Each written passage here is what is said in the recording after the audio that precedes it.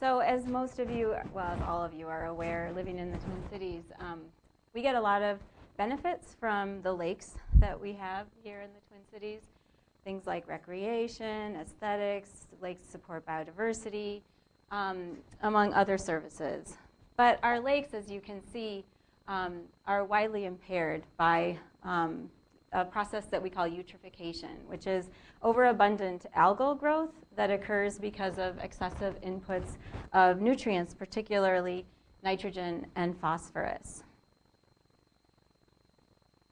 In addition, nitrogen and phosphorus that enter our lakes can be moved downstream and have regional effects. So you're probably all aware of the dead zone that is located every summer in the Gulf of Mexico. That's a result of nutrient inputs from the Mississippi River basin. And while most of the nutrients that are contributing to the dead zone are coming from agricultural sources, a recent analysis suggested that there is a significant chunk that's coming from urban areas. So in this particular analysis, they estimate that 16% of the phosphorus coming into the Gulf of Mexico is coming from urban areas. An additional 13% is coming from wastewater treatment plants, which are largely located in urban areas. So nutrients that are moving into waters in urban systems have both local effects on water quality, and they can also have downstream or more regional effects on water quality.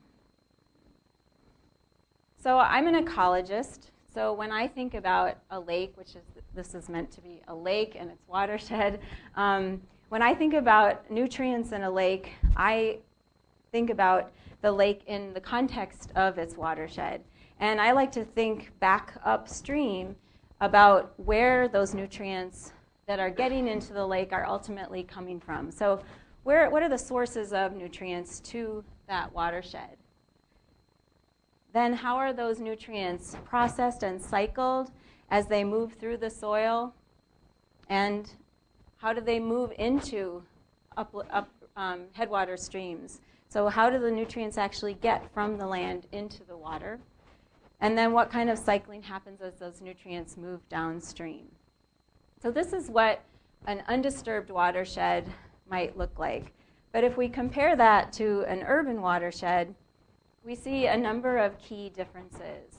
So one difference is that in an urban watershed, we've constructed the landscape in order to move water very quickly from land to downstream because we don't want the landscape to flood. We have a lot of impervious surface, so the landscape doesn't drain very well. So we want to get that water off of our impervious surface to prevent flooding and move it downstream. So we've created a very dense drainage network in our urban landscapes. And this drainage network reaches high up into the watershed. So we've created high connectivity between our upland ecosystems and our downstream ecosystems. And we have very few opportunities to retain nutrients on the landscape. So we have high connectivity between our uplands and our downstream water bodies. So if this is what a headwater stream might look like in an undisturbed ecosystem, this is what the headwater stream looks like in our urban ecosystem. So when we walk around our neighborhoods, you can think about those streets as really the headwater streams of our urban landscapes. And these headwater streams create high connectivity between the land and downstream waters via this dense storm drainage network. And around here, most of our streams look like this. So this is the Phelan Creek storm drain. And most of our streams in the Twin Cities have been buried in storm drains. So the questions that my collaborators and I have been focusing on are, first of all, what are the sources of nutrients to these residential watersheds? And how do they get moved from land to water where they can create water quality issues? So we've been working mostly in the city of St. Paul. So just to orient you, I'm sure this is all familiar to most of you, but here we have Minneapolis, here we have St. Paul, and we've been partnering with the Capital Region Watershed District, which includes St. Paul and a little bit of the northern suburbs. And we've been partnering with them because they are monitoring 6 subwatersheds of the Mississippi, and we've been comparing a lot of our work to their monitoring data.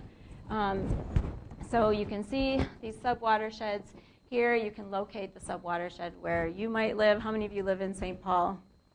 So a number of you. And so here we are right here. We're in the St. Anthony Park subwatershed right now.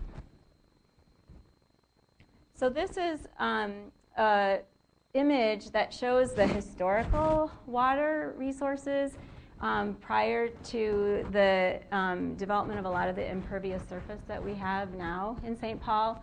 And so there are a few things that I think are interesting to note if you look at this map. So this is exactly the same region that I showed you previously. This is the Capital Region Watershed District. And the kind of peach-colored blobs are the historic wetlands. So you can see that there used to be quite extensive wetlands throughout this area. How many of you live in McAllister, Groveland? Yeah, so you don't have a big wetland in the middle of your neighborhood anymore. You can see that the lakes, there used to be more of them. They're the dark maroon. There used to be more of them, and they used to be more extensive.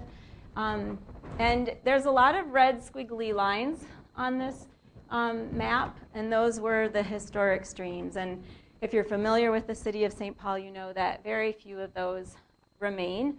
And the ones that do actually are located in different locations than they were historically. So, you know, we have a few sort of ends of streams draining into the Mississippi. And Phelan Creek now is in a different location. So we've really altered this landscape. And so that has consequences for nutrient and water movement, obviously. So what I want to do is first talk about what we're learning about what the nutrient sources are to these watersheds, and then I'll talk about what the nutrient, the mechanisms by which nutrients are moved into water, and then I'll talk a little bit about implications for management. So there are a number of different potential sources of nutrients to these watersheds. So first of all, there is some biological nitrogen fixation. So this is a process by which organisms convert atmospheric nitrogen into biologically available forms. The most common nitrogen fixer in these residential landscapes is white clover. There's also nutrients that are imported into these subwatersheds as pet food. So if you own a pet, you go to the store, you buy pet food, there's nitrogen and phosphorus in that pet food. You bring it home, you feed it to your pet deposits waste on the landscape, and depending on your particular pet waste pickup practices, some of that pet waste, if it's feces, some of it ends up in the landscape, some of it ends up in the trash. If it's urine, it all ends up in the landscape. Am I screwing up? This one is brushing against. Okay. All right. Is that better? Okay. There's also atmospheric deposition that brings nitrogen and phosphorus into these landscapes. So the nitrogen deposition is mostly coming from fossil fuel combustion. When we burn fossil fuels, the heat of combustion converts some of the inert dinitrogen gas in the atmosphere to oxides of nitrogen that then can rain down or snow down. And we also have some phosphorus coming in dust deposition. People fertilize their lawns. This is primarily a source of nitrogen in these watersheds because the state restricts the use of phosphorus in lawn fertilizer. And then finally, we also import nitrogen and phosphorus into these watersheds as human food. But that nitrogen and phosphorus goes into the sanitary sewer and actually bypasses all the subwatersheds that I'm talking about today because it ends up down at the Metro Wastewater Treatment Plant. So I'm actually not going to be talking about human food as a nitrogen and phosphorus input to these subwatersheds.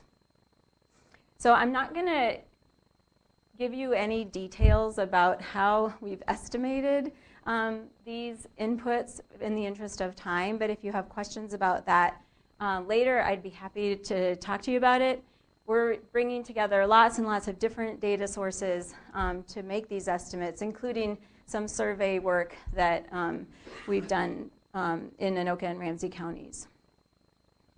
So this figure shows our estimates of nitrogen inputs to these subwatersheds, and I will be the first to say that these are quite crude estimates and that we're in the process of trying to refine these. So for example, right now the fertilizer inputs only include lawn fertilizer, but I'm trying to gather information about golf courses and other kinds of green space to add to these estimates. Also, our atmospheric deposition numbers come from the National Atmospheric Deposition Program and USGS sampling, and it's probably an underestimate for these areas. So what you can see, though, is that the big sources of nitrogen to these watersheds include fertilizer, pet waste, and atmospheric deposition. There's only a small contribution from biological nitrogen fixation. So all of these sources appear to be quite important, and the variation that you see among these watersheds primarily has to do with variation in how much residential versus industrial land cover there is. So we tend to think of St. Anthony Park as a pretty green neighborhood, but we actually have this really large rail yard area that doesn't have fertilizer or pets in it. Some of the other watersheds, just because you're all local, you may be interested. This is a small residential watershed in Como Park that is it's all residential, so there's a lot of fertilizer use and pets. This is in Mac Groveland. This is Phelan Creek, so to the east, and Trout Brook and east and west branches are also farther to the east. So one thing that we know about some of these inputs is that they're distributed quite disproportionately among households. And so this comes from some work that we've done surveying households in this area, where if we rank households from the households that fertilize the most to those that fertilize the least, and we look at their contribution to the overall fertilizer use among all households, if all households were contributing equally to fertilizer use, they would fall along this 1-to-1 line. But what we find is that a small percentage of households,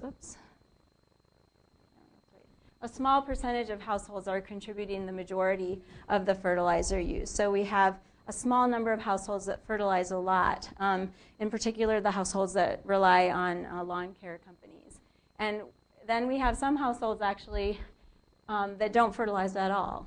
So there's quite a lot of variation among households in fertilizer use, and one of the things that our colleague Kristen Nelson has been working a lot on is trying to understand what are some of the factors that influence people's behavior around fertilizer use. If we look at phosphorus, we have fewer potential sources of phosphorus to these subwatersheds, and you can see that because we have a restriction on lawn fertilizer phosphorus use, that pet waste is actually the dominant input of phosphorus to these subwatersheds. And again, we see a disproportionate situation where a small percentage of households are contributing the majority of the pet waste inputs to these landscapes. Now again, this is hard information to come by. What we did was we basically figured out what the nitrogen and phosphorus content was in pet food, dog food in particular, and then we surveyed people about the size and number of pets that they have, but we had to rely on one single study that had been done in Rhode Island that surveyed people about their pet waste pickup practices. And so this is hard information to get, and you can imagine that if you do such a survey that you might not get very accurate self-reporting about this behavior. So this is something that we need to know more about. But what's interesting is that half the households don't have any pets, and then a small percentage of households have like a couple big pets, and they're contributing the most phosphorus to these landscapes. Okay, so I've told you about the dominant sources of phosphorus and nitrogen to these watersheds. So now I want to talk about how this nitrogen and phosphorus, once it's in the watershed, can actually move into the street, because that's where it can get into water. Primarily is what I'm talking about today. So there are a number of different ways, well, there are several different ways that nutrients can actually get directly into the street so it can move into stormwater. So you can have deposition of nitrogen and phosphorus directly into the street.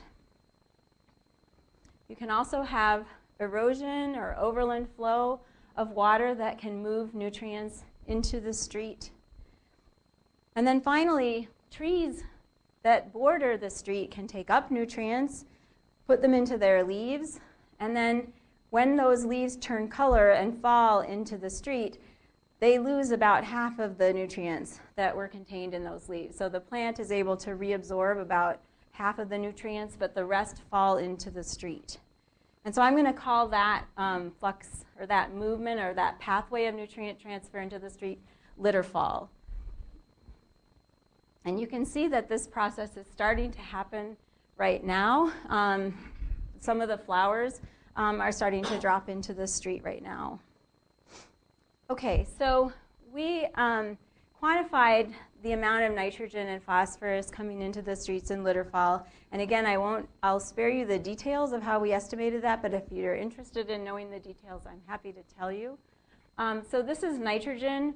And right here I'm comparing Litterfall nitrogen to the amount of nitrogen deposition that we're estimating come directly into the street. And you can see that they're about comparable to one another. So Litterfall nitrogen and nitrogen deposition seem to be pretty equal sources of nitrogen to streets. If we look at phosphorus, you can see that litter phosphorus is much greater than what we're estimating atmospheric phosphorus deposition into streets to be. But then the question is, okay, well, so are these big numbers? Is the flux of nitrogen and phosphorus coming into the street through Litterfall and deposition large relative to what we see being exported in stormwater? And so this is where our collaboration with the Capital Region Watershed District comes in. And so they've been monitoring runoff mostly during the warm season months for nitrogen and phosphorus, but we do have some year-round data now for some of these subwatersheds. And so what I'm going to do is show you in this graph the amount of nitrogen and phosphorus coming into streets in Litterfall expressed as a percentage of the annual nitrogen and phosphorus that are exported in stormwater. So this isn't to say that 20% on average of the Litterfall nutrients coming into the street are moved into stormwater every year, or that 20% of the stormwater nutrients are coming from Litterfall nutrients into the street, because some of those nutrients are removed through street sweeping processes. But this puts that number into some perspective, that the amount of nitrogen and phosphorus coming into streets in Litterfall is equivalent to about 20% of what we see being exported annually from these subwatersheds in stormwater. So we have some further evidence that trees are an important source of nutrients to stormwater. So for example, this shows from across different blocks that vary in their tree canopy cover, we see that the concentration of phosphorus in stormwater is related to canopy cover. And in addition, if we look at how the concentration of phosphorus in stormwater changes over the season, we can see that there's a peak in the spring, and then there's a peak again in the fall. And this corresponds to the peaks in biological activity that we see, or the peaks in Litterfall that we see in the street. So in the spring, if you start to look around you over the next few weeks, you'll see that there are a lot of flowers, and then there will be seeds and fruits that fall into the street. And then in the fall, obviously, we have a big leaf drop that occurs associated with the changing leaf color. So we've been working a lot in partnership, particularly with the city of Prior Lake, to think about then how we can use street sweeping more effectively to prevent nutrients from entering our urban lakes and streams. And so this is an interesting picture, I think, because it demonstrates a couple of the issues related to street sweeping that make it a difficult tool to use for management. One is that you have to keep people from parking during street sweeping events. So if you increase the frequency of street sweeping, you may inconvenience residents. Another issue that we've been thinking a lot about is that if you look at this picture, you'll notice that there are still a number of trees that have their leaves on them. And a big city like St. Paul or Minneapolis doesn't have a lot of flexibility around when it sweeps its streets. And yet, the trees vary a lot in the timing of their litterfall, and this is something that we call phenology. And so one of the things that we've been doing is trying to gather more data on how trees vary in their phenology of both the flower drop in the spring and seed drop, and also in litterfall. And so we've established a citizen science monitoring network, and this was actually done with an IonE or a mini grant. And so this is linked into the National Phenology Network, if you're familiar with that. But we call this the Minnesota Phenology Network. And we have about 30 citizen scientists who monitor phenology of street trees and submit their data to this public database through their smartphones or on their computers. Is anybody an observer here, by any chance? No. They're out mostly in Como Park. We have some in Falcon Heights as well. So we're trying to get better information that we can then provide to cities to help them understand how different these tree species are in terms of the timing of when they drop their leaves. Because as you can imagine, if you're trying to manage nutrient inputs through street sweeping, it would be convenient if you at least had species growing on a single block that had similar phenology. Whereas if you've got really early drop species planted with species that drop their leaves at the end of the growing season, then it's going to be much more difficult to use street sweeping as a management tool. The other thing that we've been doing is that we've been tying into some citizen leaf pickup groups.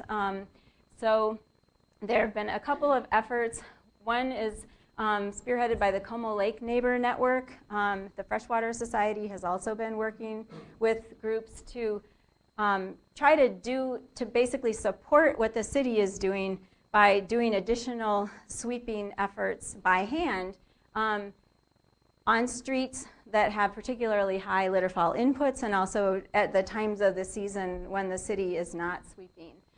So we've been giving this group information about which streets they should be targeting when during the fall, and also helping them estimate how much nitrogen and phosphorus they've actually been able to pick up in these citizen efforts. Okay, so I've talked about litterfall as one potential pathway by which nutrients are moving from land to water, and we think it's a significant pathway. So the big question mark that we really have in our minds is this erosion and overland flow issue. And so it's really difficult to get good estimates of movement of nutrients from people's yards into the street. If we were out in a forest with nobody around, we would have a stream, and we would set up something called a weir that would allow us to measure the flow rate carefully, and we would monitor the nutrients in that stream. But setting up a little weir in lots of people's yards is not necessarily a straightforward proposition.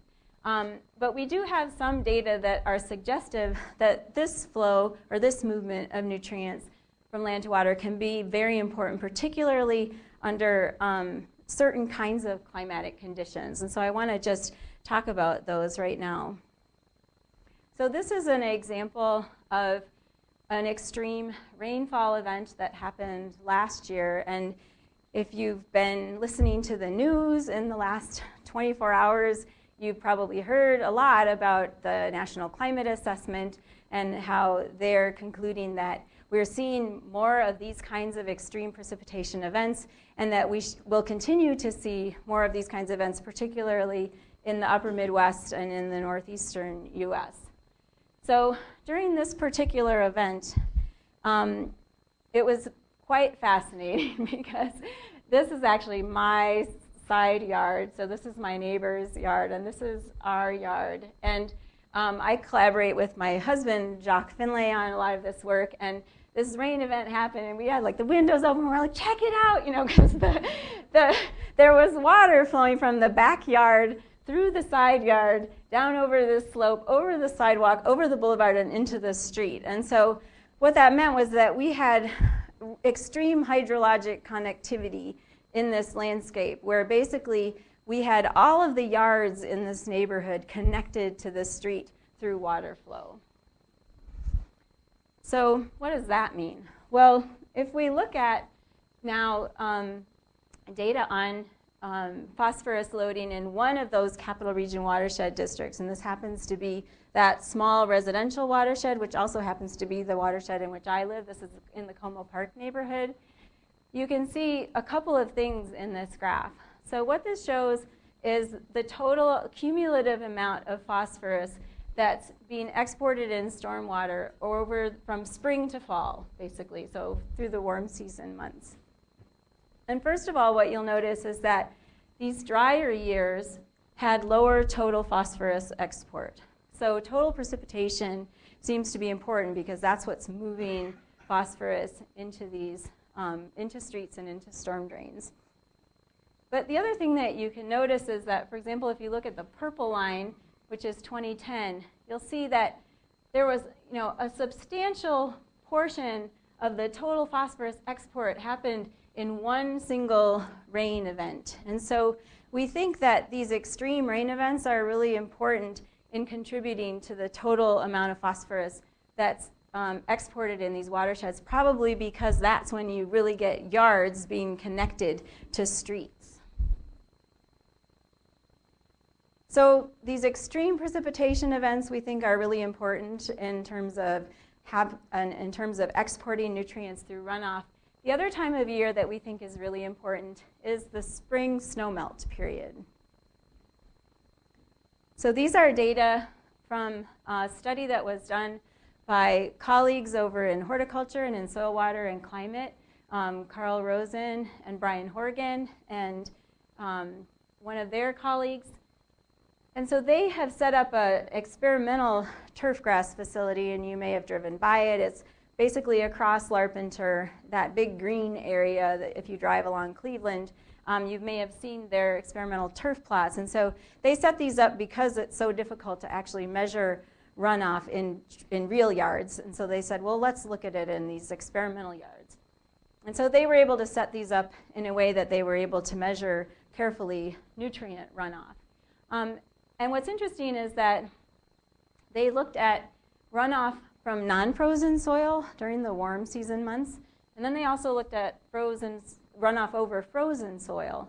And they had several different treatments. They had treatments where they didn't add any fertilizer. They had treatments where they only added nitrogen and potassium. And then they had treatments where they added nitrogen, potassium, and a low level of phosphorus, and then a higher level of phosphorus. And the thing that is really striking here is that if you look at when the majority of the phosphorus is running off of these turf grass plots, it's happening over frozen soil. So it's during the spring snowmelt period when you have runoff happening over the surface of the soil, over frozen soil. And we don't know exactly where this phosphorus is coming from. It could be washing out of sort of that thatch layer. It could be washing out of the surface soils.